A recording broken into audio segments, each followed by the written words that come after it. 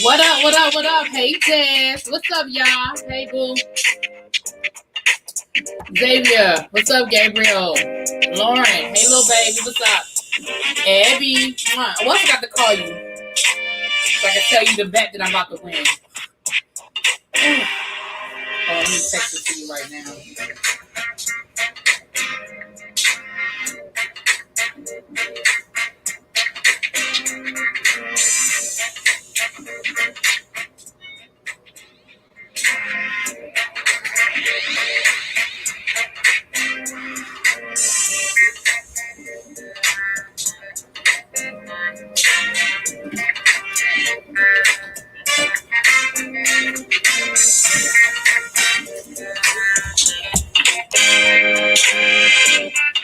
What up, T-Lounge? Hey, Brandon. Hey, Ash. Conviction. How you guys? Hey, Keisha.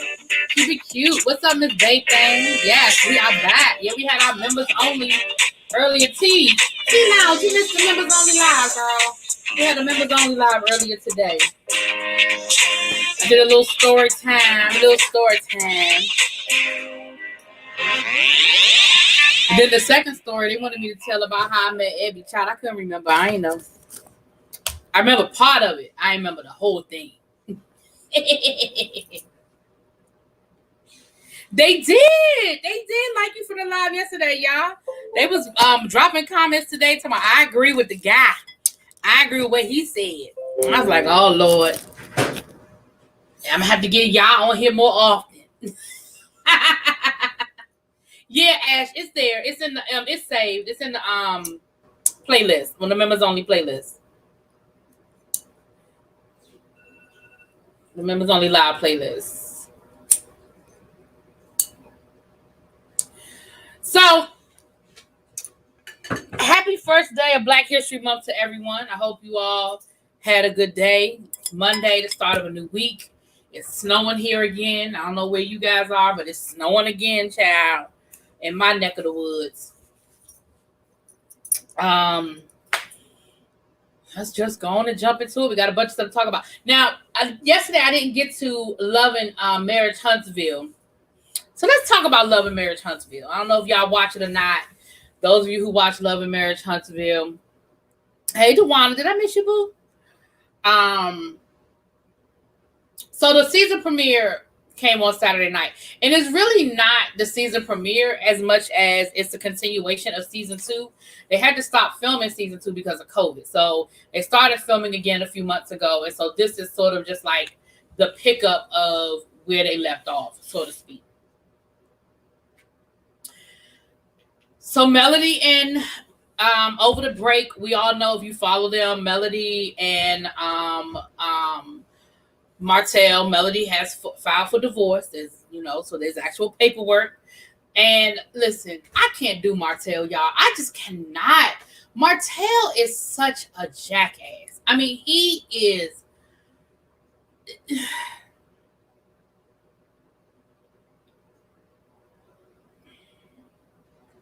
Not 63 and Sunny in Houston.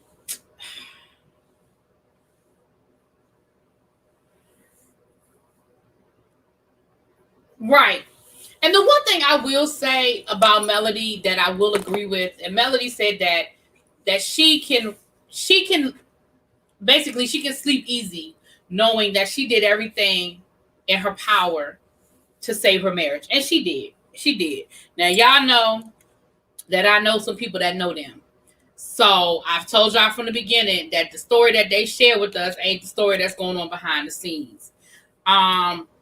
And as much as this person wants me to like Martell because they're friends with on the Martell side.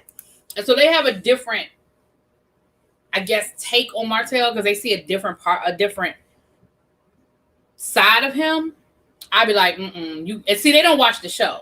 So I'm like, listen, I hear what you're telling me, and I understand that that's your that you've met him and y'all are cool and you friends with friends and all that good stuff. Like, I get that. But I need you to watch the show. And when you watch the show, you will understand why I can't do him. I just cannot. And she was like, I just want you to meet him. It'll be different if you meet him. I'm like, first of all, if he see me, he'll probably cuss me out on sight.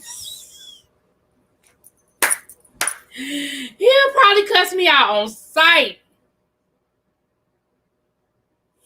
He really had the nerve to talk about how Melody had bad vibes. Child. That is true, Ash. That is absolutely true. That is absolutely true. And so, um, so the episode, here's what I can appreciate in the episode. I really liked the Black Lives Matter moment. Yeah, it's decent. I mean, at a certain point, like I said, the Martell Melody drama is gonna probably get on your nerves, but it's not a bad show. You know, for reality. You know what I mean? It's not a bad show. And the reason why it's gonna start getting on your nerves because at a certain point you're gonna be like, listen, either y'all gonna be together or y'all gonna be apart. But the back and forth, like either y'all gonna be together or you not. So that's why the fact that Melody actually filed for divorce and it's actually sticking, a lot of people are like, oh, okay, because this whole back and forth thing, I was just sick of it. I'm over it. A lot of the shows, like every show that I have watched this year, whether it was reality or scripted, has given us a whole Black Lives Matter moment, right? And at a certain point, you get sick of people. You get sick of people addressing it the same way. And I feel like Love and Marriage Huntsville, I feel like they gave us their Black Lives Matter moment in a different way. And I can appreciate that. The fact that this is the whole premise of the show is that you have young Black business owners that are up and coming, trying to revitalize the Black neighborhoods. It's very similar to the Bell Collective. Yeah, and you know, it's the same producer, Carlos King. And so what I can appreciate is that Maurice was like, listen, I'm here for it. I'm down for it. I'm all about it. And I know that my contribution to the movement is financial. I know that my mindset is financial. My business is financial because he does want to know credit, real estate and all of that. And he helps people get their credit together so they can buy property. Like that's, so he was like, so what I know I can do is that I can galvanize the Black business community and I can get them moving. And so I appreciated that we saw that he had sort of like a town hall. It was outside. It was COVID. It was socially distanced. But I can appreciate that he had sort of a town hall with all of the, or with a lot of the minority business owners in Huntsville and said, what can we do? What is it that we can do to reach our hand back and pull the next generation forward? And they were talking about empowering and educating people on who wants to start a business and how to not make certain mistakes and how to get their credit right and how to build relationships with the banks and all of that stuff. And I can appreciate that. You know what I'm saying? And so everybody, and I keep telling y'all this, everybody ain't gonna be on the front lines. Everybody is not gonna be on the front lines. Everybody ain't gonna be walking down the street with a sign, fight, you know, pumping their fist. But that doesn't mean that other roles aren't just as important. And so I can appreciate that that's what they gave us. I also appreciate the moment where Letitia and Marceau were talking, and Marceau got the alert on his phone about Joe Biden choosing Kamala Harris as his running mate, and them having that whole conversation about it was very similar to how they felt with Barack Obama, that now I can look at my kids and I can honestly say to my kids, you can be anything you want to be. You can be president of the United States. You can be vice president of the United States. You could be a woman and do these things because look. And so I can appreciate that as well, that they gave us that moment. I can appreciate it. Child, Miss Wanda, listen.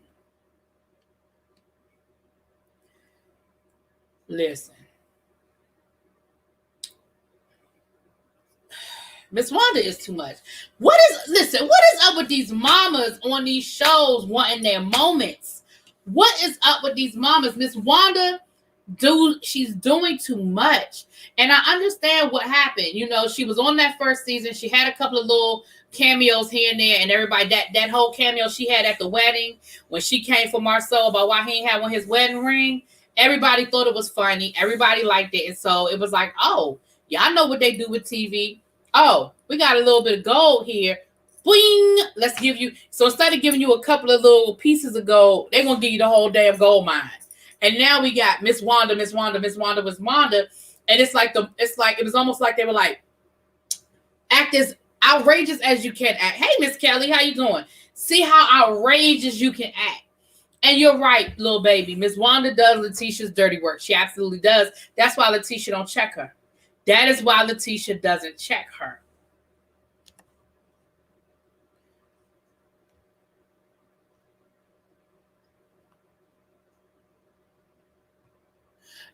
Ariane will never be on the show, Xavier. Melody has made that clear. Melody is an executive producer, and Melody has made it very clear that won't nobody be on the show that she don't want on the show. And she's made it clear that she don't want Ariane on the show. So I'm a never say never kind of person, but I think the chances are less than 5%. Less than 5%. What's up, Gina Bina? Hey, boo. Yeah.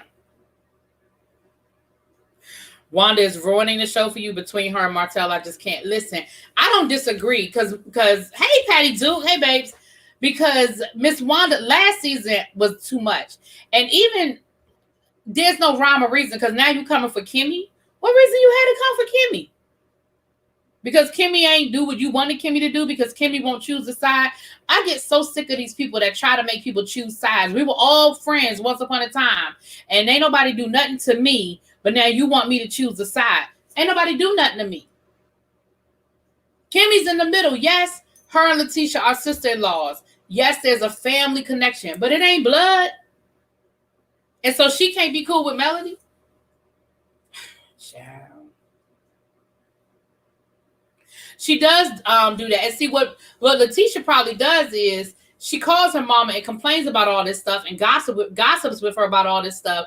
And then she says, Mama, why don't you come on up here for the such and such event? Why don't you come on up here for the such and such event? Knowing good and damn well that who her mama is and what her mother gonna do.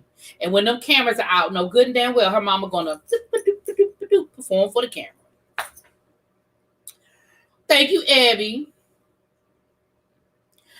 Marcel's still gonna be misogynistic. Hold on.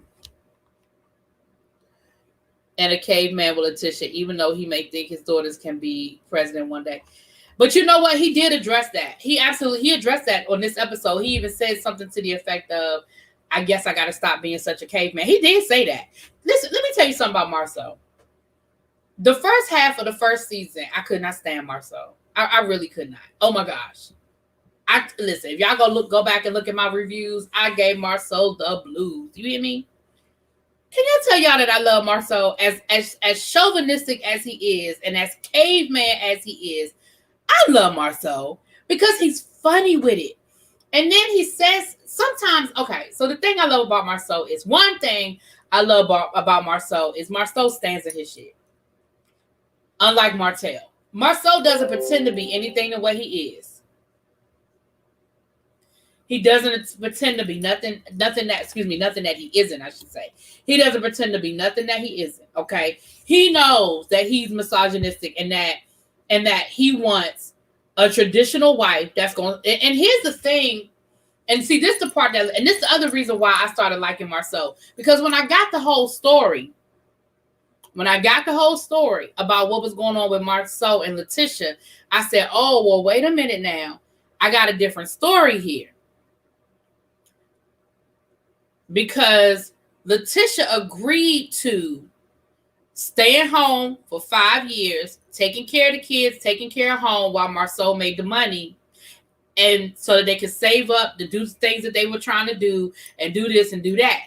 Well, Letitia got restless somewhere in them 5 years, and she no longer wanted to stay at home and take care of the kids. Now, here's the thing. Do people have a right to change their mind? Absolutely.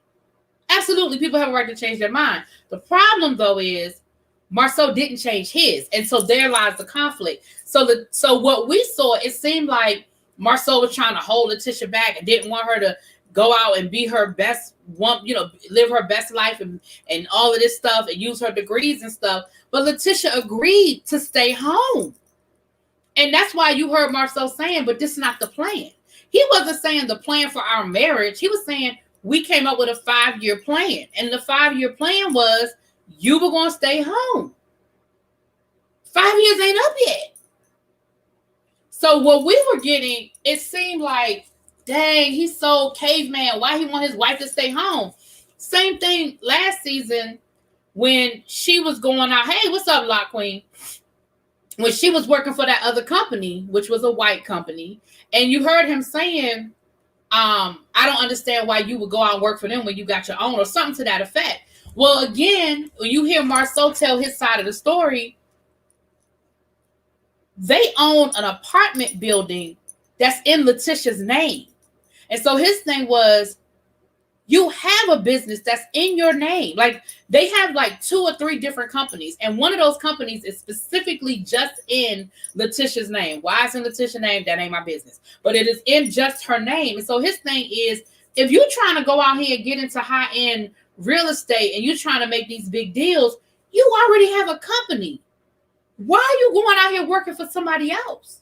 That's what, and so what comes across to us is, oh, he don't want her to work. No, he was like, work for your damn self. So is he a caveman? Yeah, he's still a caveman. Let's be clear. He's still a caveman, but it's not as bad as we've been led to believe. You know what I'm saying? So when I started hearing, and then Marceau is just fucking funny. And you know what else I love about Marceau? And this is going to always win over for me as a reviewer. He don't take this shit seriously. Marceau has gotten in my comments and made jokes. He follows me on Instagram. He's made comments and jokes on my Instagram. I've made comments and jokes under his Instagram and he's responded. Maurice, Kimmy, and Marceau, all of them, same way. I've even had conversations with Kimmy, like on DMs. Me and Kimmy actually had planned to go out to lunch because I was going to come to Huntsville when I was in Nashville, but I didn't make it. And she was like, yeah, when you get here, girl, call me. Well, she didn't give me her number, she was like, hit me up, But she was like, yeah, let's do lunch and all that. So I was going to, turn it into an interview. But yeah, I mean, that's the one thing I love when you review these shows, and y'all will definitely attest to this, Ebby, same way, and anybody else that might be in the bushes that review shows. When people don't take this shit seriously and they understand that you're just doing a job and it's just your opinion and your opinion is worth the same amount as anybody else's opinion around here, when they can laugh at themselves and they can understand what this is, like Marceau gets it. Marceau gets it. And the only time Marceau ever really got mad is when it was attacking, like that whole situation where they was coming for him as his character, like, not that he's a misogynist or something, but like when he felt like it was going to affect his business, like coming for me like that. He don't care what y'all say about him. He gets it. He takes it in stride. But when Melody and them started going low with the businesses and stuff, that's when Marceau got mad. And that's when he was like, I'm not entertaining this. But as far as just, he's a misogynist, he said this, he won't wear his wedding ring, what, he don't entertain that shit. He's cool. He's real cool. I mean, I don't know him personally, but again, as far as, just the YouTube thing, he takes it in stride. What's up, Star? Hey, boo. Hey, Jonathan, you didn't get the notification, babes. Oh,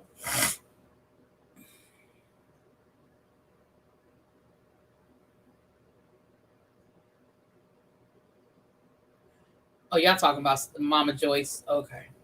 So the other thing in the show that got me, did y'all peep with the conversation that Destiny and Melody wasn't really having? They was talking in sort of like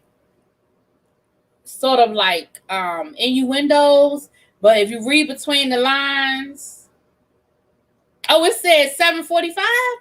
Oh, well, that was a mistake. I came, my bad. Then it ain't Central Standard. Well, yeah, it is 7:45 Central Standard. Yeah, it's 7:45 Central Standard because it's I don't know. Thank you, Jaded. Thank you, baby. I don't know. Sorry. If I did the timing wrong, I'm sorry, y'all. Because it was 6:45 Eastern Standard Time, which would have been 4:45 y'all's time.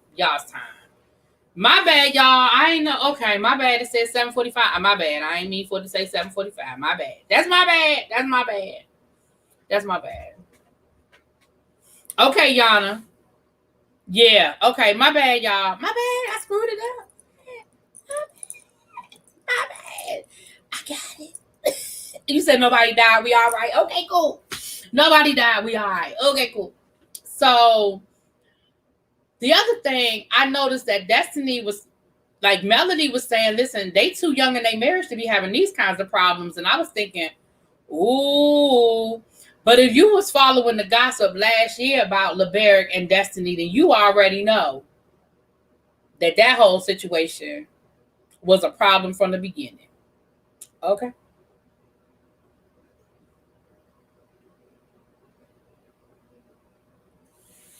You all right. Yeah, ain't nobody fooling with you. You all right.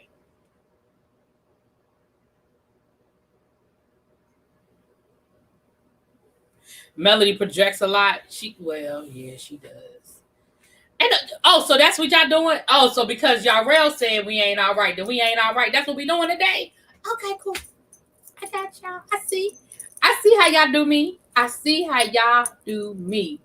So the rumors, Dewana, was that basically Destiny and LeBerick. I mean, to make a long story short, that basically Destiny chased LeBerick down.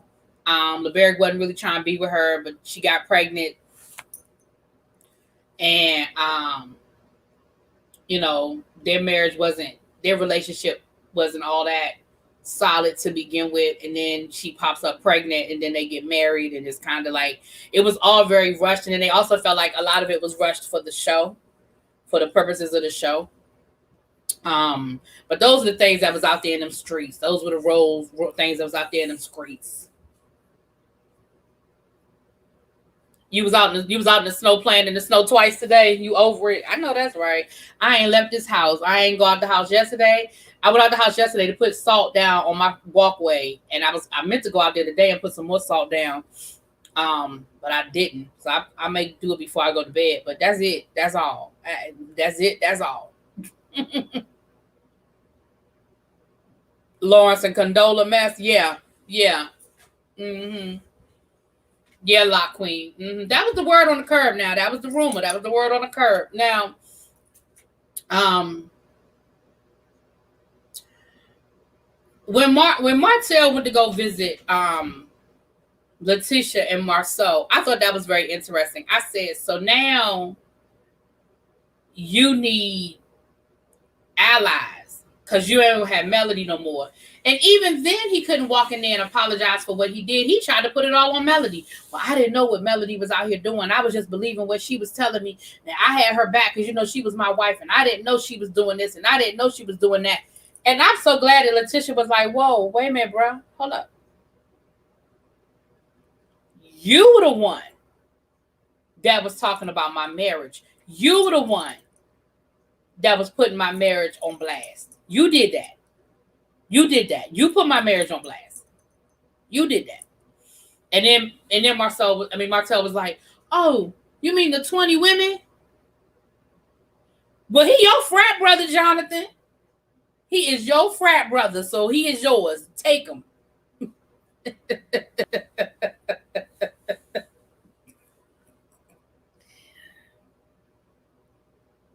Exactly. And that's so wrong because now he's trying to tarnish her. Absolutely. Absolutely. You know what, DC? I ain't doing that with you.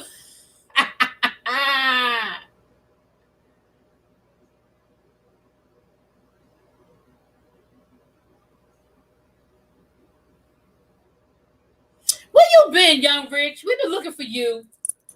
We've been looking for you. Where you been, girl? Hey, Tabitha. Hey, babes. What's up? But yeah, I just thought that was, and my thing is, I can't stand a grown person that can't apologize. I just can't stand it. And you really, because again, Melody might have did her dirt, which we know she did her dirt. But you were the one that was coming for their marriage. You came for their marriage. You did. And now Martell, because he's looking for allies, now he want to talk about, well, Melody was cheating on me too. Let me explain something. I I don't know what Melody was doing. Let's be clear. I don't know them. I don't know them. But what I do know is that don't negate what you were doing. Like there's never, and that's what Destiny tried to tell him. There's never any excuse for it. You were cheating. You were cheating. Period. Now I don't know what Melody was doing, but what I do know is you had a whole 5-year affair or however long, and you was paying this girl's tuition. You bought this girl a car. You was paying this girl's rent. I bet you Melody wasn't doing all that. I bet you Melody, now if Melody was sleeping with another man, I bet you Melody wasn't doing all of that. So you was taking money out of y'all's house for your situation. I bet you Melody wasn't doing all that. Now don't get me wrong. Y'all know I be giving it to Melody too, because Melody ain't innocent. Okay. But I said, oh yeah, he paid her for her to go to nursing school, honey. He sure did. Did Melody have babies on him? I don't even watch this show, but I know Martell had a side baby. Well, allegedly, the side chick is pregnant now, and it's Martell's now. I'm pretty certain it is. Let's be clear. But I gotta say allegedly. But no. Now Martell did try to float out there that baby they just had wasn't his. That he ain't know about the paternity. He tried to float it. It ain't go nowhere now. That don't mean nothing. It ain't go nowhere. But see, let me tell you what you not gonna do. I ain't having one of your big head babies and then you gonna question the paternity. I'll be in jail somewhere. Yeah, he bought a car and well, I knew he was paying her rent. I didn't know he bought her the whole townhouse. I knew he was paying her rent. Not where's Betty Broderick. Well, you need to ask some questions. I know that's right.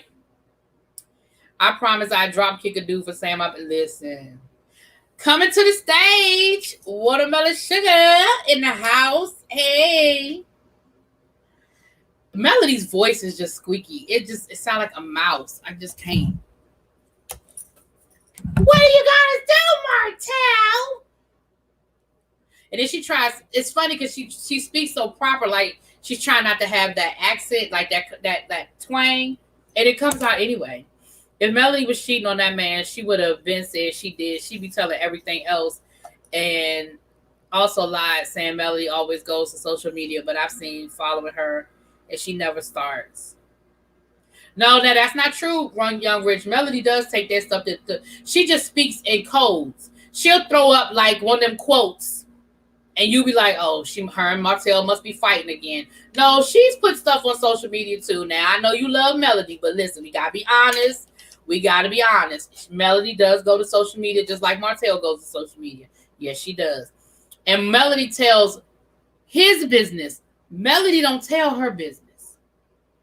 Let's be clear. Now, she quick to tell his business. She ain't that quick to tell her business. Minnie Mouse mixed with Medea.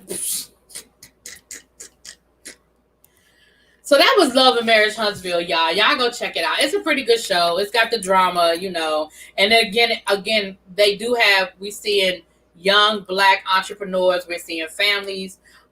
We're seeing people that are trying to do something in their community. So yeah, it's got the drama, but it's got the other stuff too. That's pretty decent.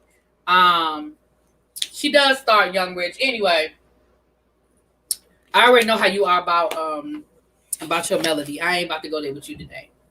The Real Housewives of Atlanta. Listen, let me say this about this Real Housewives of Atlanta. At this point, I don't know how much of this is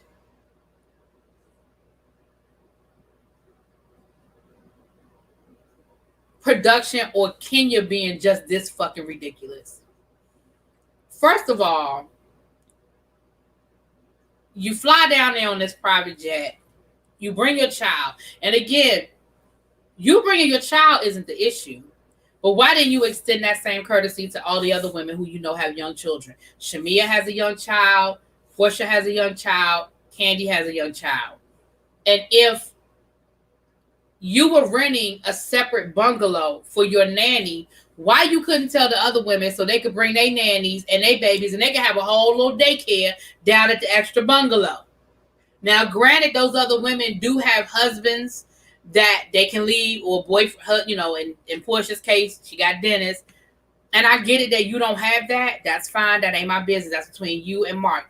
But don't make it seem like just because they have men that they don't need or want to be with their children. And I just thought that was so that's screwed up, right? Then you got mad that, first of all, okay. Did y'all see that bootleg ass murder mystery? I have never in my life. Now, I have been to some murder mysteries. I've done murder mystery dinner theater before, and I've never done like with somebody like they come into your home and do it for that. But I've done a couple of murder mystery situations in my life.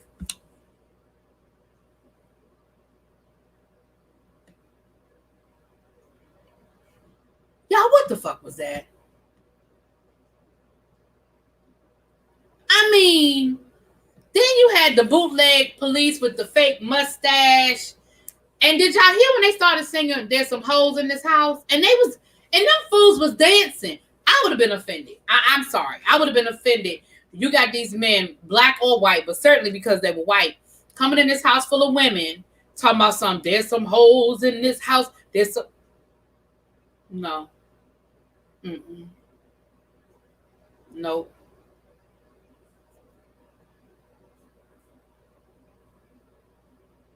Nope. Nope.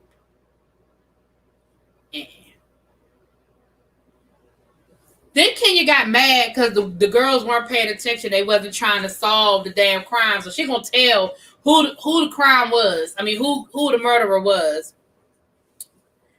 Her, and I'm not, listen, I don't feel bad for Marlo with the room situation, because Marlo, you be giving as good as you get.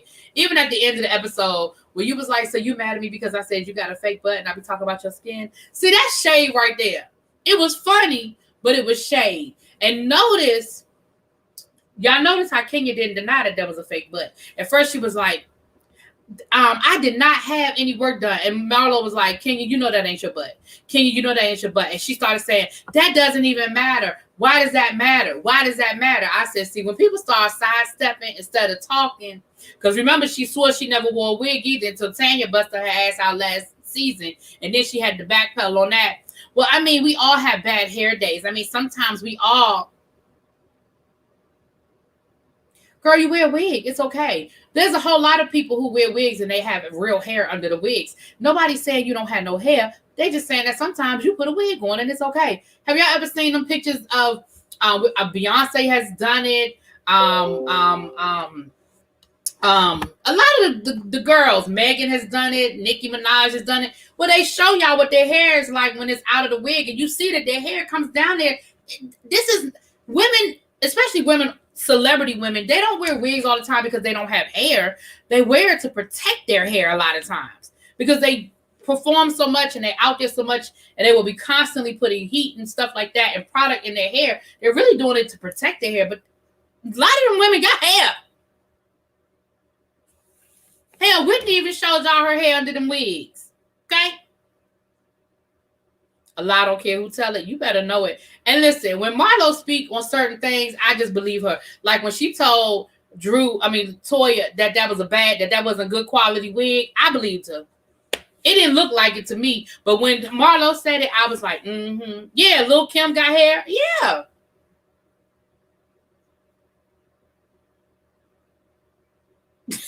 Not the lopsided pillow. You know what? Kenya doesn't know how to be a friend because she's never had any before. You know what, Jeff? At a certain point, I just can't give you that excuse anymore. Because even on this show, and I know they're producing the show. I get it. It's clear. But some of those women we know hang out outside of the show. Now, not all of them. Some of them, they film and they don't see each other again until they start filming again. But some of those women actually hang out and they are genuine friends, or at least friendly outside of the cameras. And people on that show have genuinely tried to befriend Kenya. And at a certain point, Kenya is 50 years old. She's not 20 years old and don't know how to be friends. She is friends with these people. She's just not a nice person. How in the hell are you going to order food and not even give the courtesy of the people you in the house with to say, hey, y'all, I'm about to order some food. Do y'all want something? Cash at me. Cash at me first. I'll go ahead and put it on my Uber Eats bill. I need y'all to send me that good cash app, though.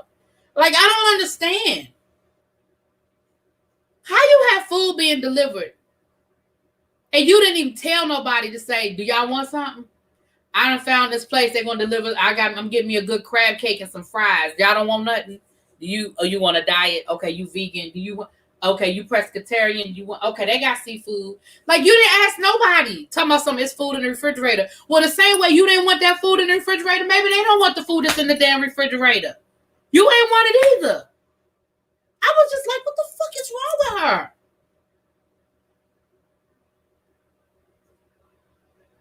And y'all notice that's the one thing Candy got mad about. Now, Candy don't get mad about nothing else. Tabitha was talking about this.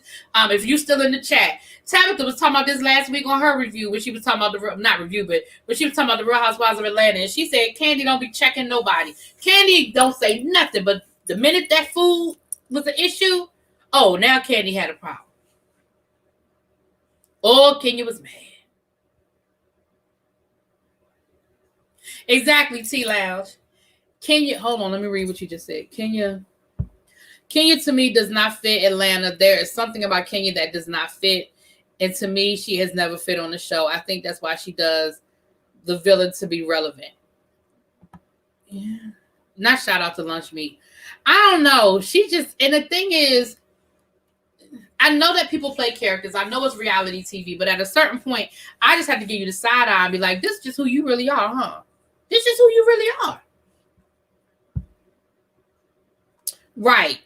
And then she ended up giving away half the damn food anyway. So my thing is, see, that's where my fat ass would get mad. I'm not sharing my food. And that's why I would rather say, listen, I'm about to head out to the such and such and the such and such. Do you want something? Because what you're not going to do is when I come back with my food, ask for some. No, ma'am.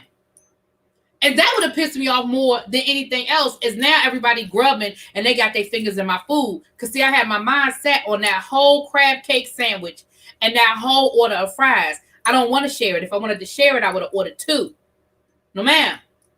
That would have pissed me off. And that's why y'all ain't never got to worry about that. I'm going to always ask because my damn food. I would rather buy 2 of something than share 1. And that's probably why I'm fat now. But that's just how I feel about my food.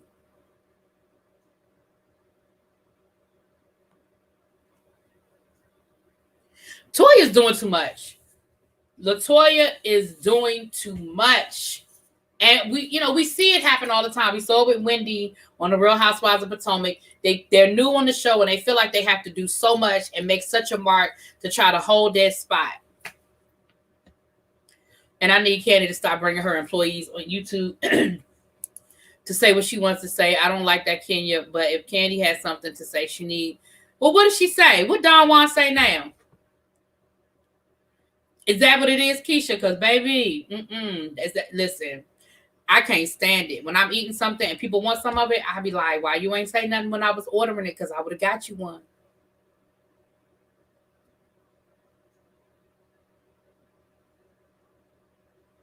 What Don Juan say now that Candy wanted to say? What they say? 29. 29 what? What's 29? Even when my mom says she doesn't want anything, I'll just order because I have right. Now there are times when if we had a restaurant and I'm ordering an appetizer, I will offer something like that. Yeah. But like when my main entree come, we had the same menu. The same. Now I don't mind like a little piece, like, oh, like I got the pasta, you got the steak. I was gonna try that pasta. Can I get a little taste? I just want to see what that sauce tastes like. Yeah. And you will get just that, just a little bit to see what that sauce tastes like. So you know if you want it the next time.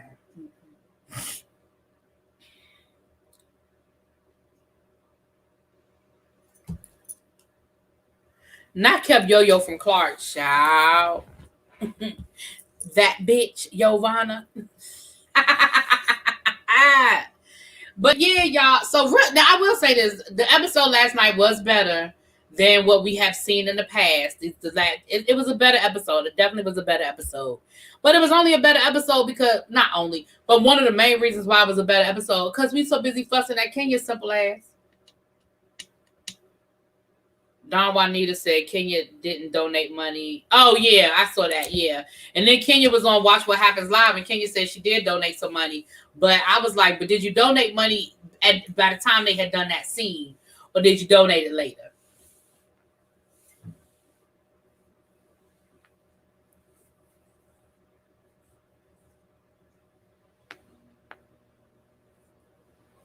Right, Abby, and that's the thing. Like me and Abby have gone out to eat before, and I'm gonna order my food and she gonna order her food. Now we'll order appetizer and we'll share that. But Abby will even tell you, I don't ask for nothing. Now if you offer and I was thinking about it, I might take it. But I don't ask for nothing. When we went out to dinner for my birthday, we went to a really nice, very high-end steakhouse. Okay, it was a little expensive. Okay, and so my thing is, I'm not gonna ask nobody for their food. Especially when it's expensive like this. When the appetizers are, $20, okay? Now, Abby offered, and I tasted something. I forgot what she ordered now. But I offered too. You know what I'm saying? But nah, we're not playing that game. Oh, how I miss going out to eat. I would even accept someone pulling out a calculator instead of listen. Let me tell you something. Let me tell y'all something right here. Right here, right now. If y'all ever meet me in real life and we go out to eat, I'm going to tell you right now, one of my biggest pet peeves is fucking arguing over a check. I ain't here for it. I can't do it. I ain't going to do it.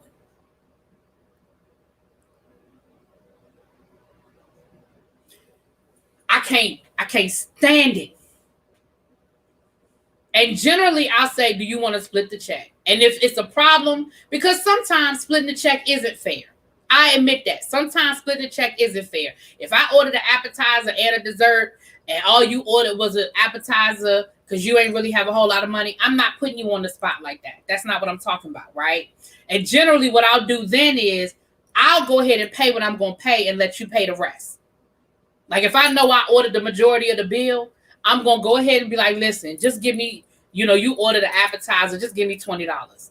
Because generally I can read the room and be like, she only ordered an appetizer because they really didn't have a lot of money, but they wanted to hang out. Because I've done that in the past. I ain't really got no money, but I want to hang out with my people. So I'm going to order me a little appetizer, give me a little drinky drink, and I'm good.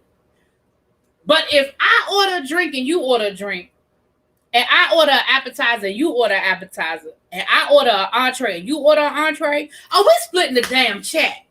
Don't tell me what my entree was $14 and your entree was $16, bitch. I promise you that'll be the last time we ever go out to eat. The last time. Mm-mm. Mm-mm. And it's embarrassing. Do y'all know it's embarrassing to be sitting at the table trying to come up with the check $10 short? Who ain't put all their money in? I ain't playing them games. I'm not playing those games. Listen, that is so embarrassing. Exactly, quintessential. When you done ran up the bill. But if we all, like, if I order an appetizer and you order a dessert, that shit cancels each other out. We splitting the bill. Don't be like, well, all I ordered was a brownie with some ice cream, and you ordered some calamari. And if y'all don't, I'm telling y'all, that's a pet peeve of mine. And I ain't rich by no stretch of the imagination. It's just that when I go out to eat, I know I got the money to pay for what the fuck I ordered. I just can't do it. Jonathan got your bill. Pay me what you owe. Don't act like right. Now again, I can read the room. If I ordered a steak and you ordered a hamburger, no, I ain't talking about that kind of stuff. You understand what I'm saying? But if I ordered a steak and you ordered pork chops,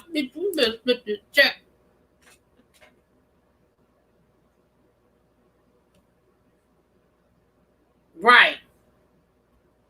And even when I do go out for my birthday, I do not assume that someone's picking up my bill. I order what I can afford to pay for. You know what I'm saying? I order what I can afford to pay for. You know what, SCK? I don't have a problem with that either. I don't have a problem with getting separate checks. None at all. But I'm saying when the check come together, that's just a pet peeve of mine. But I don't have a problem with that. If you know that you that type of person that you don't want to be splitting checks, before we start ordering, be like, can we get separate checks? I ain't got no problems with that. I ain't offended by that either. Because let me be honest with you, I generally overpay. So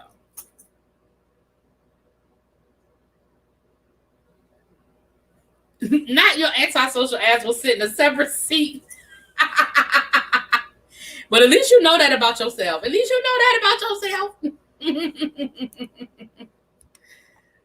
Listen, DC.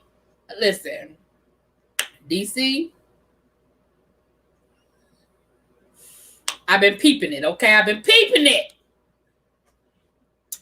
Anyway.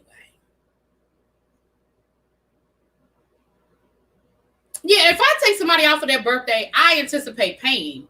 You know what I'm saying? But I don't assume. I just don't assume. Like when we went out this summer and we went to that steakhouse, I know that bill was high. And it was me, Abby, and my friend Leandra, and another friend. She brought a friend with her. And when the bill came, Lee took the whole bill. I never expected her to do that. But she paid for everybody. You know what I mean? And I know that bill was high. Because first of all, we were already at an expensive ass restaurant. And we ordered appetizers. We ordered cocktails. We had dessert. I know that bill was ridiculous. I'm going to dinner this Friday, and we know the deal. All of us will have a few drinks, and usually one of us will pick up the tab and then cash app will Zelle the rest. Yeah, I don't have no problem with that either. Just cash at me. I ain't got no problem with that either. Right, that's the one you talk about. Exactly, T-Lounge. If everybody would just add a little $20 to their bill when it's somebody's birthday, be like, girl, don't worry about it. We got you. And everybody add an extra little $20, $30 to their check. We be all right. Exactly, SCK. I don't assume nothing, honey. I always make sure I have the money. And like I said, when you cool with people and y'all get to a point where y'all are used to hanging out, then yeah, y'all know each other. But it be these new friends that you have to be like, friend.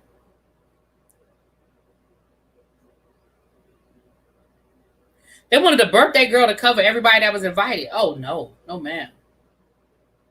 When I was in Lithuania with my team, we ate food and I sat by myself. I don't like people like that. Oh, okay. Well, at least you went. For people if you that antisocial, at least you went. A lot of people wouldn't even gone, child. I used to buy my friend lunch every day until she got fired. Oh. Well, he was in the military, so for him, it probably is normal. He was in the military, child. I was always taught to have money for what I want. I don't care if somebody does offer to pay and has been good on time before. I still bring my own. Absolutely. You know what? Not get drunk before you go. You mean pre-game? I know that's right. So let's talk a little bit before we get off of here. So we had some Black Girl Magic today. Tabitha's she was in the chat earlier. I don't know if she's still in the bushes, but we had some Black Girl Magic today. Stacey Abrams was nominated for the Nobel Peace Prize for her efforts to fight voter suppression in the state of Georgia. Once again, I will repeat that I believe that she needs to be the head of the DNC so she could take that model and she could spend the next 3 years putting that model in action in every state in the United States so that the Democrats could gain some votes and some ground. They ain't going to gain it everywhere, but they can make some inroads, if nothing else, in voter-stration. But congratulations to Stacey Abrams. Wishing you the best. I hope you win, girl. I hope you win. I definitely have her there. I got her back on that one. So congratulations to Stacey Abrams and all that she did. We know that if it not been for Stacey Abrams, Georgia, not only would Georgia not have flipped blue for Biden, but we would not have picked up those 2 Senate seats. So absolutely, absolutely, absolutely. Okay. You got this trick for liquor in your knee boots. Listen, best friend, y'all know best friend is tall, right? He's like 6'4", 6'5". He keeps the flask in his hoodie. When we go places, he puts the flask in the hood of his hoodie. Ain't nobody reaching that high to look for nothing. Like if we go somewhere, we're going to get patted down. Ain't nobody reaching that high. We've gotten into many places with his flask. Yep. Yeah, I think we need a video on that one, Lady T. All right, what else did I have on my hashtags, child? Y'all know I always be forgetting my hashtags. I meant to write them down. What else we talking about?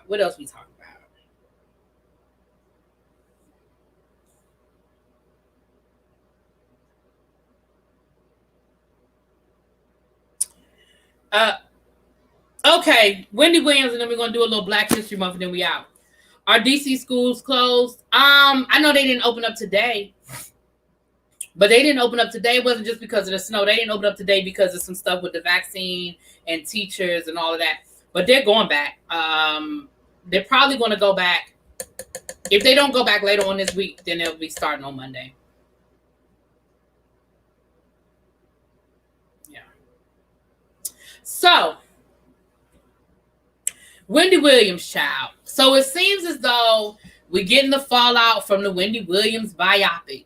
Looks like, and not just from the biopic, but it looks like,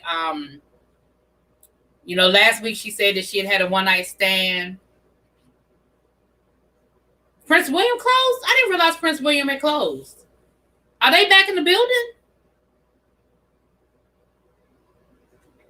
We had a 2-hour early dismissal, which I don't understand why we had a 2-hour early dismissal, but I ain't complaining. I did what I did and got the heck up out of it. Listen, I ain't complaining about it. Your mom would have a whole Sunday dinner. Listen, my aunt, let me tell you about my aunt. My aunt used to have a she had a whole movie bag. She would already pop her popcorn. She would have Ziploc bags with little like gummy bears and chow. She would have, and I'm not exaggerating, y'all. I promise y'all I'm not lying to y'all. I'm not exaggerating. Y'all know them old Tupperware cups back in the day. This was before all these cups we got now with the lids on them. But y'all remember the old Tupperware cups that had the lid? Y'all know what I'm talking about. Y'all came from a black household. Y'all know about them Tupperware cups with the lid. Y'all, she would have a Tupperware cup with ice already in it and the lid on it and a soda. And we would be in the movie theater. And I promise y'all, she would take that bag out. It was like a bigger version of a lunchbox. Bitch. Once I will never forget, we went to see The Lion King. It was a big group of us that went to see The Lion King. It was a bunch of us. It was all of us went to see the damn Lion King when it came out originally, not the remake, the original Lion King. And she was literally the whole movie just kept passing shit down. It got to the point where we was like, we're good. We're good. We don't need nothing else. She had the little Fruit Loops. She had gummy bears. She had Twizzlers. She had popcorn. And when she pulled that damn cup out with the ice already in it, I was done. I said, I'm not doing this with you. I'm not doing this with you. But my aunt used to do, she loves the movies. Even to this day, she still goes, well, not now, but before COVID, she loves the movies. But my aunt used to be, they used to pay people to go watch the movies. And then they would do a survey. She was one of those people that would watch the movie almost like a secret shopper, but for movie theaters. And so she had her whole little kit because she went to the movies 3 or 4 times a week. Yeah, she's always been a movie person. And so, but I was like, what is in that Mary Poppins bag? What the fuck? It was ridiculous. I don't know, little baby. I don't know. But she was just passing little Ziploc bags down full of shit. We were like, what? And finally, we was like, stop. We're good. We're good.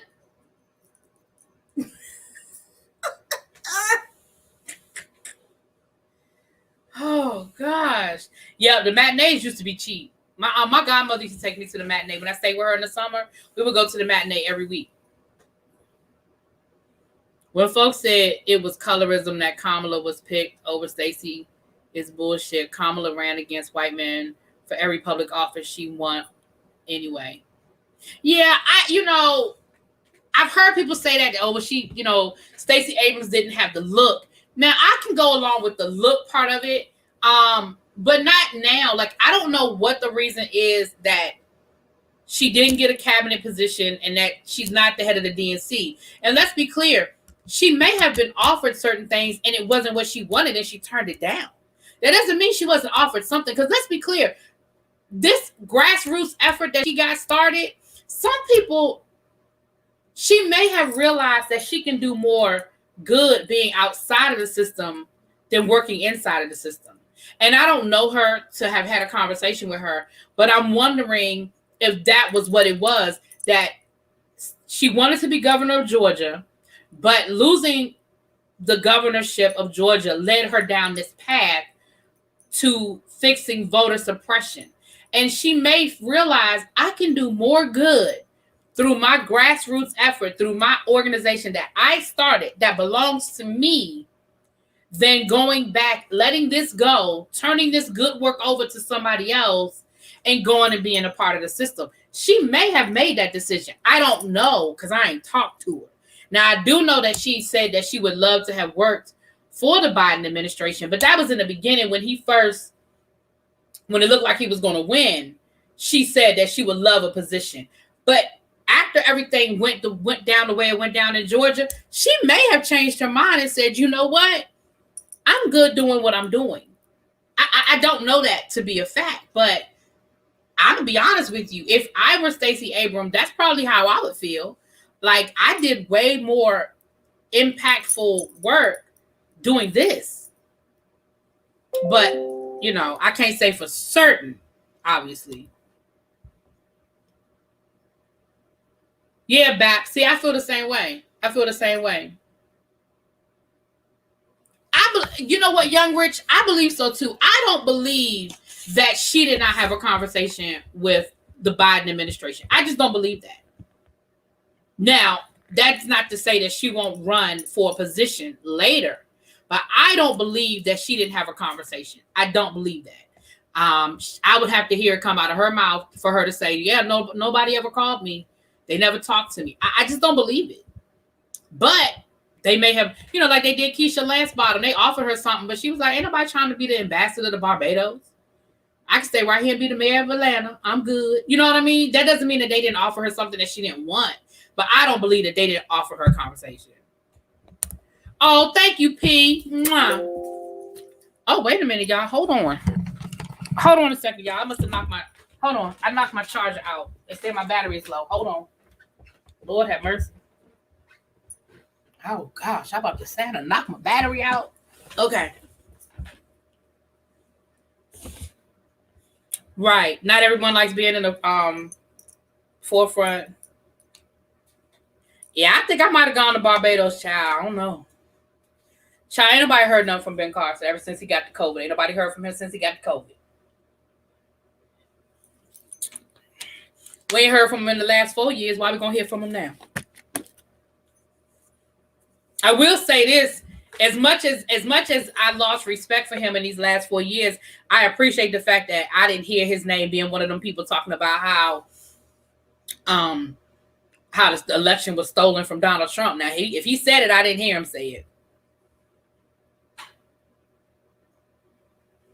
VP Doll, this is what I'm going to say. They're not going to get rid of student loans. The government can't afford to let people just walk away and not pay nothing. But I honestly, in my heart, believe that there are going to be some legitimate programs for loan forgiveness and for reduction in loans. Even if it's only $10,000, which is what I heard somebody saying something about $10,000. Even if it's only $10,000, listen, at this point, I take $10,000. I'll take it. It ain't, it ain't gonna put a big dent in what I owe, but it's $10,000 less than what I owed yesterday. I'll take it. But I'm with you, VP. I'm waiting to see what the plan is for the student loans. But I firmly believe that there will be a plan. Now, listen, I'm gonna need y'all to be patient. Stuff ain't gonna happen overnight.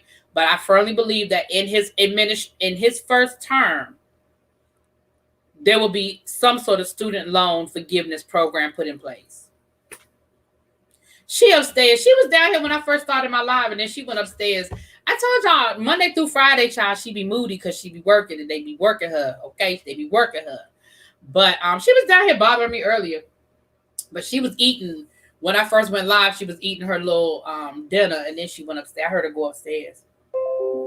Y'all know if I talk too loud and she hear me talking about her, she gonna come down here, child. But Wendy Williams, yes. So Eric B posted on his Instagram. And I am so sorry I tried to kill that man off in my review. Listen, I really thought Eric B was dead. I promise y'all I thought Eric B was dead. But I think I know what I did. I think, hey, Royalty Forever. I think I got Eric B mixed up with Rob Bass. Rob Bass died. And I think, DJ Rob Bass and Easy Rock. DJ Easy Rock, not Rob Bass, Easy Rock. The DJ for DJ Rob Bass, yeah, DJ Rob. Anyway, I think that's who I got it confused with. But I just knew Eric B was dead. I don't know why I thought Eric B was dead, but I thought Eric B was dead, child. So I felt bad, but I did fix it. I put it in my comments. I pinned the comment apologizing for thinking the man was dead. Okay. But Eric B posted a picture of him from that time period in front of a Rolls Royce with his name on the tag, talking about, damn, I need a ride. Sir. Let's be clear, sir. All y'all rappers posed in the 90s with big gold chains on in front of cars that y'all couldn't afford, with Louis Vuitton, with Dapper Dan Louis Vuitton jackets on. That don't mean it's really yours. And that don't mean you could really afford it. You might have had that Rolls Royce for 2 weeks. We don't know. You might have had that Rolls Royce till the first car payment was due. And then they came and took it from you. Long enough to put that personalized tag that said Eric B on there. Let's be clear. That don't mean you could afford that car, sir. And maybe you could afford that car when you took that picture, but 3 years later, when you met Wendy Williams, you didn't have no more money. I believe Wendy Williams' version of the story. I believe that you did exactly what she said you did. I believe that in her mind, she thought she was your woman, and in your mind, she was just another trick, and you did exactly what she said you did. I believe that. Now, I listen, I believe that. Now, Eric B, just gonna sit down somewhere. Mm-hmm. They said in the movie that something happened to his car. Exactly. The repo man came and got it. That's what happened to his car. The repo man came and said, sir.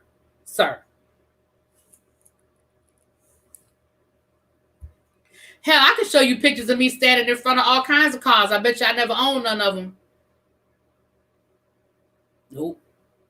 Hell, when I was in Monte Carlo, the country Monte Carlo, not Monte Carlo in Vegas. I was in the country of Monte Carlo, and all up and down. Listen, you know Monte Carlo is a very wealthy country, and all up and down the street, all you see are Italian sports cars. And I must have posed in front of about 3-4 of them. Ain't none of them belong to me, but I got a picture in front of them. Right, Bow Wow and his jet. Okay. Yeah, Wendy was telling the truth about that. I believe 100% that Wendy, and she was honest about it. Like, listen, I thought I was gonna be his woman, and I was just another trick to him. I believe exactly what she said, that he ran up her credit, and I believe that example that she showed was just one example of what happened. I think that was just one of the many things that he did to her in their relationship. She was just giving y'all the hot spots, saying, "Listen, I've rented a car for him and his ass ain't never taken back. And they had an APB out for me for this damn rental car." That's something that's easily, you could just confirm. Was there ever an APB out for Wendy Williams for a stolen car? Like, that's real easy to check. You know what I'm saying? Would you say you took a picture in front of the White House? Right, okay. Oh, Monte Carlo is beautiful. Monte Carlo is beautiful. I won me some money at the casino down to Monte Carlo, honey. Yes, I did. Yes, I did. Had me a good time down to the Monte Carlo, hunty.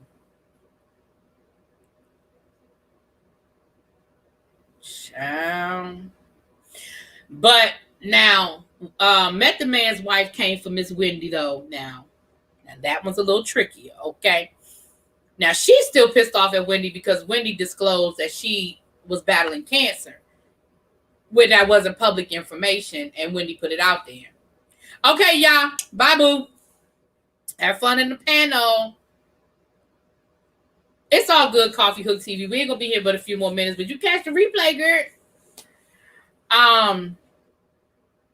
She put out a long statement about Wendy Williams and how she felt about Wendy Williams running around saying that she slept with the Method Man. And I'm gonna be honest with y'all. I believe Wendy Williams slept with Method Man. Now that was dirty for Wendy to put out that woman's that woman was had cancer and it wasn't public knowledge. Now she was dirty to do that, but that's what Wendy does. Like, I don't want anybody to watch that movie and not understand how nasty Wendy Williams is. When she was on the radio in New York, I need people to not, she's whitewashed for TV because she's whitewashed for TV. What you get on the TV show is so much lighter than what you got on the radio. And I need people to understand that on the radio, Wendy Williams was reckless. Reckless. And if she didn't have the truth, she made it up. She was a shock jock. Hey, Gigi Jones. She was a shock jock. And just as bad as people came for Howard Stern and some of the nasty stuff that Howard Stern has said in his career, Wendy Williams has been just as bad. Exactly, P. Wendy Williams has said some nasty, low-down stuff on the radio. She put out there that Puff was gay. We know that somebody, you know what I mean? Like, listen, Wendy Williams said some nasty stuff. And so,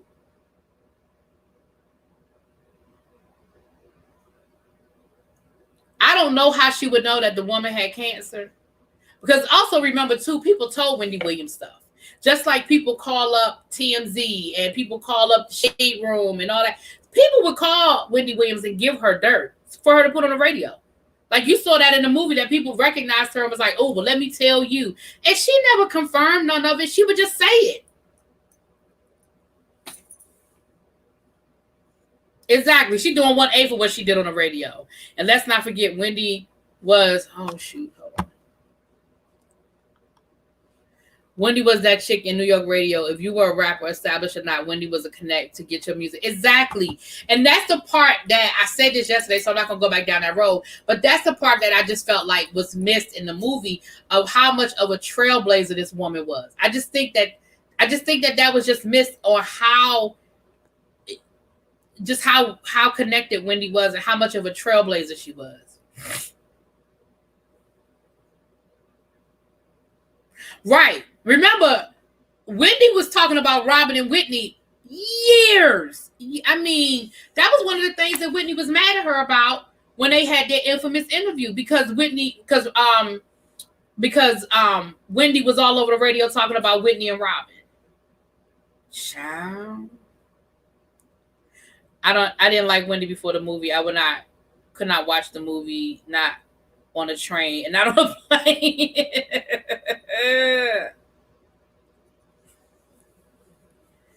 I don't know what Diddy is, but I'm just saying she put that stuff out there, you know. But a lot of stuff that she put out there has come to pass. Like, when she first started talking about how Diddy wasn't paying his artists, ain't nobody want to hear that. But now we know Diddy wasn't paying his artists. Yeah, that's not to say that a lot of stuff that she said didn't come to pass and be true.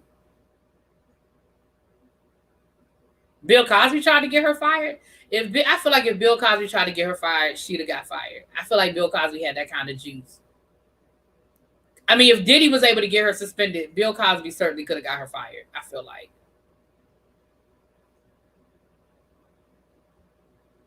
Right, and it was all true. Robin's book told the truth, told it all, sure did. And again, you got to go back in time. I mean, I'm not talking about the people who are in my age group, but people who are younger. You got to go back in time. There was no social media. You got your gossip from Wendy Williams. There was no social media. And if she wasn't in that market, like if she wasn't syndicated in the market where you were, the other radio stations picked up on what Wendy Williams said and they repeated it. That's how I heard the Whitney Houston tape. I was living in Greensboro, North Carolina. Wendy Williams wasn't on the radio in Greensboro, North Carolina, but the radio stations in Greensboro picked it up and they played it.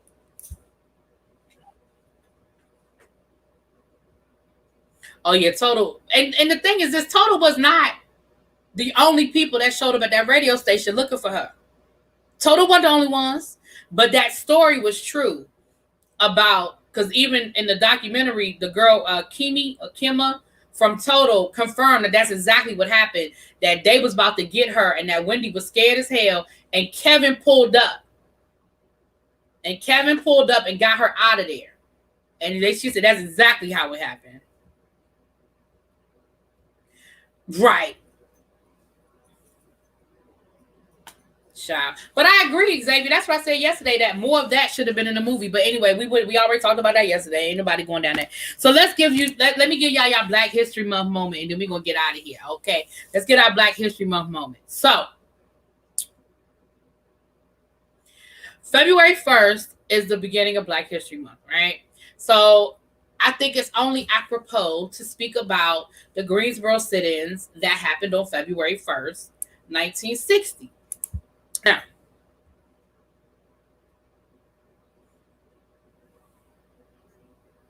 I have not started watching Your Honor, STK. I'm trying to get caught up on some of these other shows that I'm trying to get out the way. But I think I'm going to watch it. I've heard a lot of people tell me I should watch it. So, but I have not started yet. Until your baby daddy at the time, Tupac, cursed her out, child.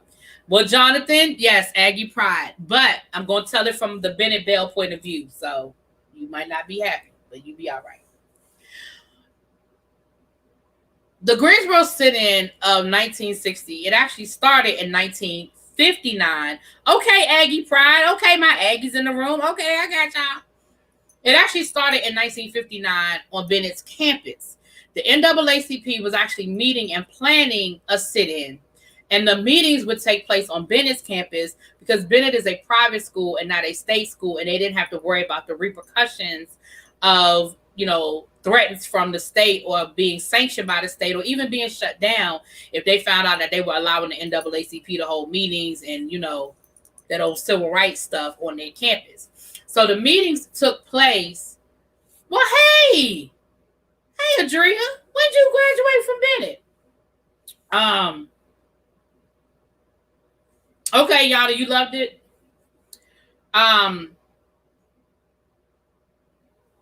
So it was started. So what happened was they were planning to sit-in, but they kept pushing the dates back. What the hell? They kept pushing the dates back and pushing the dates back and pushing the dates back. Whatever, Jonathan, whatever. They had to keep pushing the dates back because for different reasons. They kept coming up with all these different reasons to push the dates back. And oh, that's your class? Hey, girl. Then I probably know you. You probably know me. We know each other. So the final push was, we're going to wait till we get back after Christmas break. So when they got back to school after Christmas break, they were like, let's wait till the weather breaks. It's cold, it's winter. Let's wait till springtime.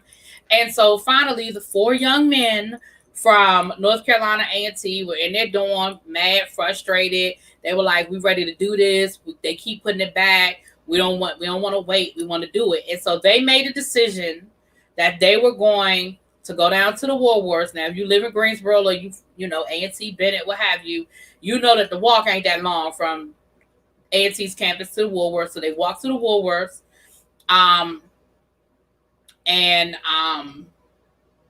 They sat at the counter. At first, they purchased something, though. They purchased something first because they said, we don't want anybody to say, well, you're not a customer, you know. And so they purchased something first, then they sat at the counter. On that first day, they sat there. Eventually, the sheriff showed up and convinced them to leave. So they didn't get arrested that first day. But they did come back the next day. And when they came back, they had a whole group of people with them.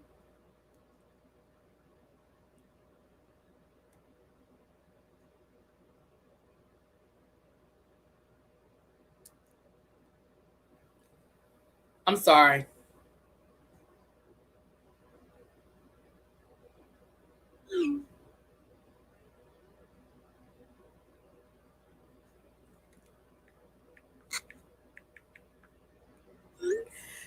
Sorry, y'all. And so when they came back the next day, word had spread, and then there was a bigger group. Now, the first group was they let the guys go in first, you know, as the men should do. And when the men were arrested and taken away, the Bennett Bells came and took those seats and sat there until they were taken away. And then, you know, then they sent them in groups like that. And so Bennett Bells, we were not the first. I'm not saying that we were, but we were a part of it. My aunt was actually well, she's not my aunt by blood, but my aunt, I call her my aunt. She was actually arrested and she was part of the sit-in. She was a freshman in 1960, and she was actually arrested. And she got she ended up getting an award a few years ago, and I actually was able to meet 3 out of the 4 of the Greensboro 4 because they were there. They were there at that where she was honored. And I forgot to mention in my video I did on my other channel about the fact that the Woolworths is now a museum, and I've actually been to the museum. It's actually really nice. Like Bennett though had friends to attend.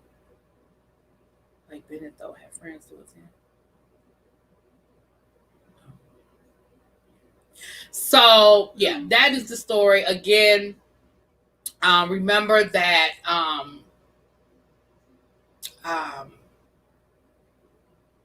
but they hold the honor. They were there, they were first. I'm not taking nothing away from what they did.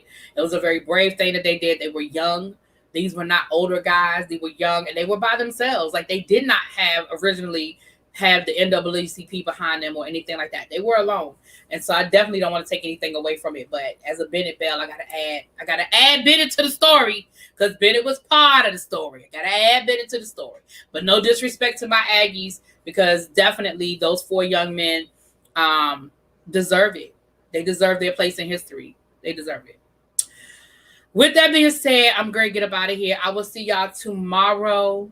I don't know what reviews will go up today, but some reviews will go up today. I'm not sure which ones, though. But I will talk to y'all later. Peace. Mwah.